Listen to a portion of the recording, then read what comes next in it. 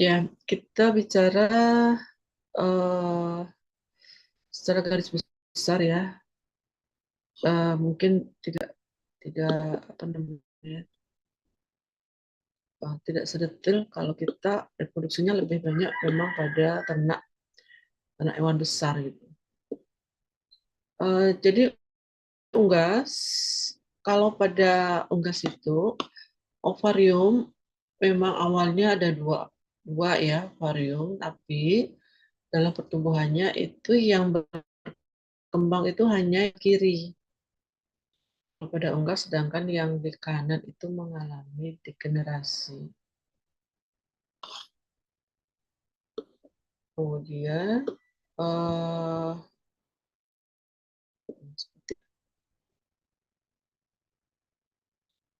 udah terlihat ya dek ya materinya ya. Duh,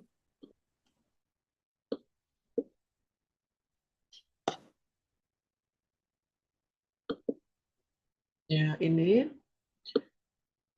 eh, eh, ini yang kuning, bagian kuning ini ovarium, kemudian ada juga kayak kayak betina, kayak yang sapi. Ovarium ada yang primer itu ovarium, ada salurannya, kemudian ada uterus, ada vagina. Tapi kalau apa namanya? Kalau yang pada unggas itu keluarnya telur itu di bagian keloakanya. Kemudian ini eh, ovarium, kita bicara tentang ovarium. Ovarium itu tadi sudah aku sampaikan ya, diletaknya di ujung kranial ginjal agak ke kiri dari garis tengah sublumbal kafum abdominal. Jadi ini ya, seperti ini posisinya kalau diperhatikan dari uh, gambar unggas ini. Jadi letaknya di kranial, bagian kranial agak ke kiri ya, dari kafum abdominal. Itu yang perbedaannya kalau apa sapi ternak ruminansia dengan ayam. Nah, ovarium itu banyak ada folikel. Nah, seperti tadi gambarnya, ini folikel sampai 3.000 banyak folikel pada unggas. Nah, ini folikel-folikelnya. Kemudian itu folikel inilah nanti kembang jadilah dia kuning telur. Seperti ini. Ini sudah akan mau ovulasi. Nah, kemudian bagaimana pembentukan kuning telur? Jadi dia bukanlah sel reproduktif yang sebenarnya, dan dia merupakan sumber makanan bagi sel sementara. Kemudian kuning telur ini itu menghasilkan, atau di ovarium ini ada menghasilkan estrogen, progesteron, dan testosteron juga. Gitu. Itu perbedaannya pada ternak ruminansia ya. Kemudian masing-masing hormon itu memiliki peran berbeda. Kalau estrogen itu untuk pertumbuhan tulang, kemudian pembentukan protein, lemak, kemudian eh, pertumbuhan oviduct. Jadi pertumbuhan oviduct itu karena nanti oviduct itulah yang akan produksi daripada putih telurnya, dia juga pembentukan selaput kerabangnya, kalsium karbonat dan kutikula itu di oviductnya. Nah, ketika ovum ini masak atau matur, maka peran progesteron itu yang sangat penting yang dihasilkan oleh ovarium. Karena progesteron inilah yang merangsang pengeluaran LH dari hipofisa bagian anterior untuk ovulasi. Kalau pada sapi itu progesteron itu tidak seperti ini. Jadi progesteron pada sapi itu akan terbentuk kalau sudah terjadi ovulasi. Tapi kalau di sini justru progesteron itu merangsang agar LH keluar dari kelenjar hipofisa bagian anterior. Nah, nanti hormon ini kan nanti Prokcok ya. Prokcok minggu depan kalau salah ya memberikan materi dari hormon.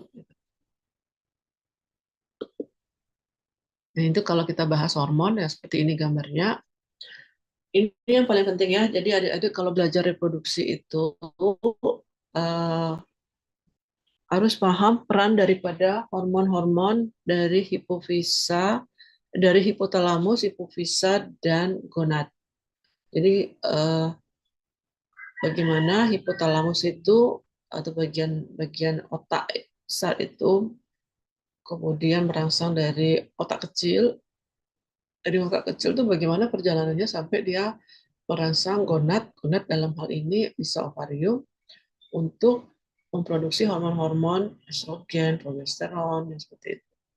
Itu itu harus kuat ya belajar ilmu hormon atau endokrin di repro, karena nanti kalau kalian paham hormon ini akan sangat penting menangani kasus eh, gangguan reproduksi pada ternak. Jadi tidak hanya kalian tahu menyuntikkan obat atau menyuntikkan hormon kalau tidak paham kerja daripada hormon ini. Apalagi kasus gangguan reproduksi itu sangat berkaitan dengan hormon-hormon. Nanti kalian lapangan itu kasus hewan besar itu selalu terjadi pada gangguan reproduksi. Ini hormon, bagaimana ovarium, kalau pada yang kita bicara pada yang betina, itu menghasilkan hormon estrogen, ada progesteron, ada testosteron atau androgen di sini. Jadi ini peran daripada estrogen ini tadi sudah Ibu sampaikan mulai dari perkembangan ovidak ya, kemudian ada juga molting ya, molting itu apa namanya sifat mengeramnya, molting itu yang sifat eh, bulunya, kemudian eh, progesteron bagaimana dia merangsang hipotalamus agar melepaskan hormon LH yang diproduksi oleh hipofisa anterior. Itu kalau gambaran sedikit untuk hormon. Kemudian eh, kuning telur itu sangat apa namanya dibawa oleh peran daripada xanthofil. Xanthofil ini yang menyebabkan warna kuning telur ini, kuning pada kuning telur ini. Kalau kuning telur adik sudah tahu ya, kuning telur itu disusun oleh lemak yang tinggi ya, adik. Karena lemak dan protein yang disintesis di hati akibat adanya hormon estrogen. Jadi kalau adik lihat kuning telur, telur itu kuningnya ya, makanya orang jangan banyak kalau makan telur itu jangan kuningnya karena tinggi tinggi lemak di sana. Yang putihnya baru tinggi proteinnya. Itu sekarang ini tidak penting ya, bintik darah ini kalau terjadi ovulasi memang ada pecah seperti bintik ya, itu akibat pecahnya folikel. Oke, kemudian nah telur kalau adik perhatikan ayam petelur itu keluarnya dalam bentuk klap ya namanya. Jadi dia itu bertelur kemudian dia berhenti untuk sehari sehingga ayam itu dalam sehari itu mengeluarkan telur satu gitu ya, satu atau bisa juga lebih, tapi ternyata satu ya ayam itu, makanya itu yang kita sebut dengan sistem atau bentuk club gitu namanya. Dan biasanya uh, telur ini akan keluar di pagi hari setelah matahari terbit karena itu pengaruh daripada rangsangan sinar matahari, yang sinar matahari itu yang menyebabkan ada pengaruh ke hormon sampai keluar.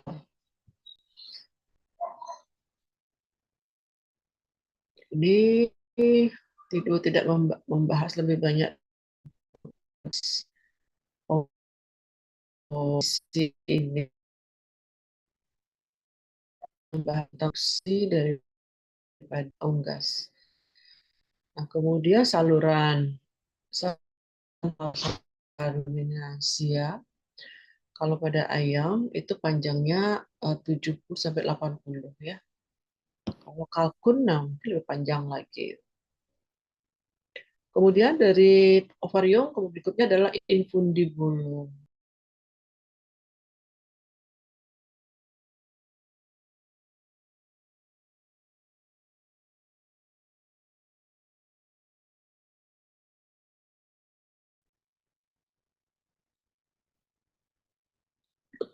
Kemudian, nah ini seperti ini bentuknya. Ini adalah infundibulum ya, kayak corong. Ini bentuknya corong, kemudian ini magnum, dan ada ismus nanti. Oke, kemudian ini lebih detail. Bisa terlihat ini adalah ovarium, jadi ovarium produksi daripada ovari atau sel telur, di mana banyak ada folikel.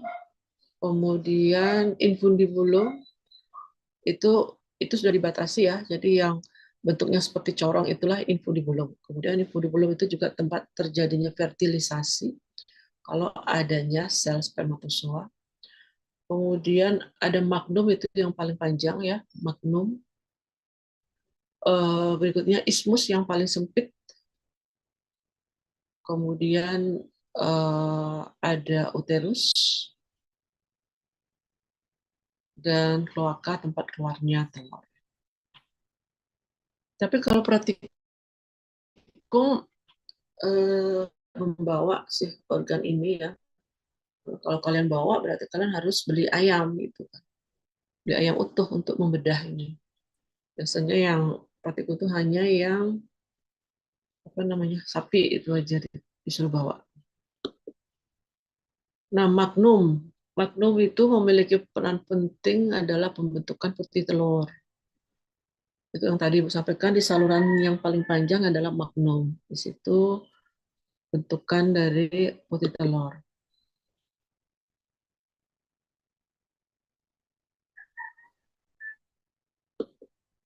Kemudian ismus yang paling sempit itu adalah pembentukan kerabang lunak ya, karena ada kerabang yang uh, tidak lunak nanti di bagian dari uterus. Gitu. Kemudian uterus ini, nah ini sinilah pembentukan dari kerabang telurnya di uterus. Pembentukan itu lama, jadi sampai 21 jam. Makanya telur itu dari ovulasi sampai keluar itu butuh waktu sekitar 24 sampai 26 jam.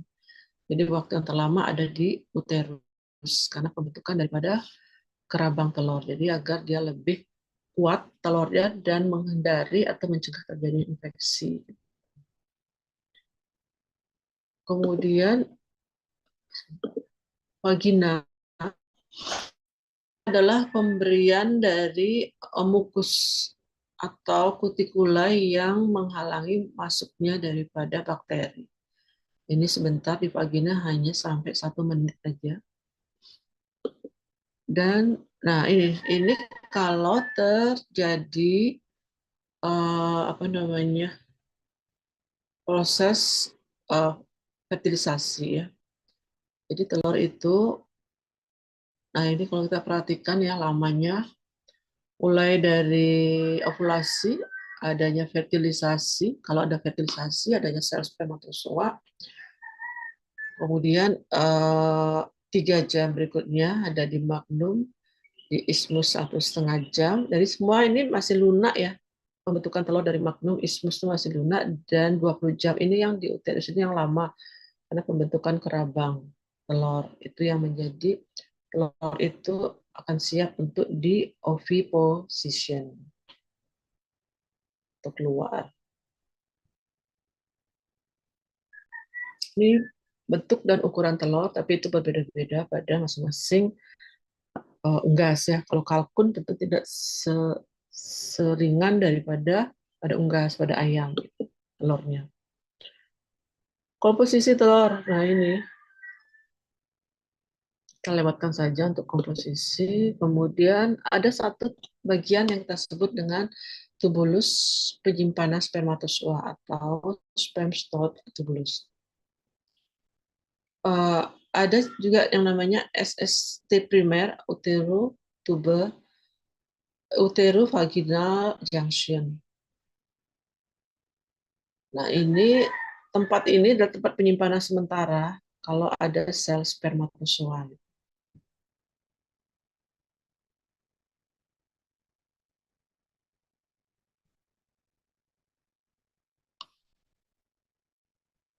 Kalau terjadi fertilisasi, ada sel spermatozoa, tentu ada perkembangan embrio, gitu ya. Tapi kalau tidak terjadi fertilisasi, pembentukan ya sama seperti yang tadi Ibu sampaikan.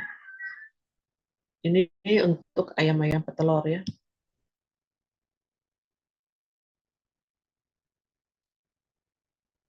Kemudian, nah ini kalau diperhatikan bagaimana pengaruh matahari, pengaruh cahaya lampu terhadap keluarnya daripada telur.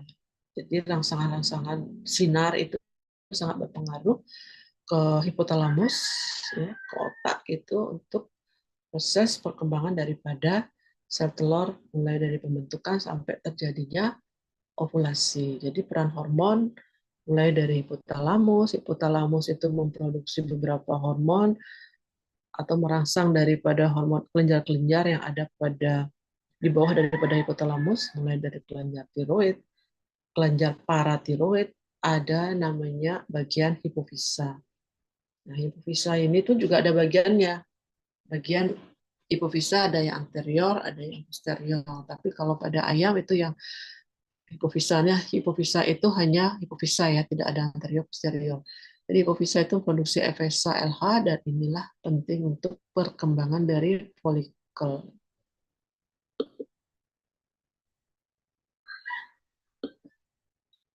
Nah, ini sedikit tentangnya. Nah, ada istilah-istilah sifatnya broadness itu artinya sifat mengeram. Ayam itu memiliki hormon prolaktin ya. Hormon inilah yang menimbulkan sifat mengeram pada ayam. Jadi muncul ayam, kemudian kegelapan, suhu yang meningkat, kemudian akumulasi telur itu, kemudian molting gitu, pergantian bulu.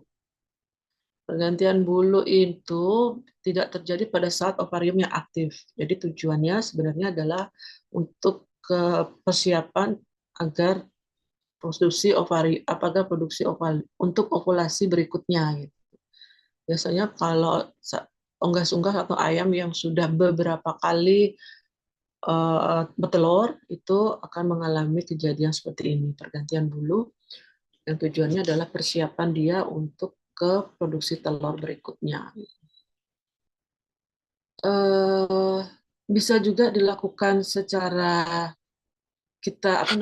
buatan, bisa juga alami. Kalau yang alami itu berarti memang telur sudah berusia atau beberapa kali produksi terjadi molting. Tapi kalau memang kita menghendaki, biasanya ada beberapa cara, adalah dengan pemberian tiroid, ada pemberian hormon, dengan tidak berikan makan minum, dan pengurangan periode siang. Jadi harapannya agar produksi telurnya itu akan lebih meningkat lagi dengan perlakuan pergantian bulu ini. Nah, itu selesai untuk organ unggas, organ reproduksi pada unggas ya.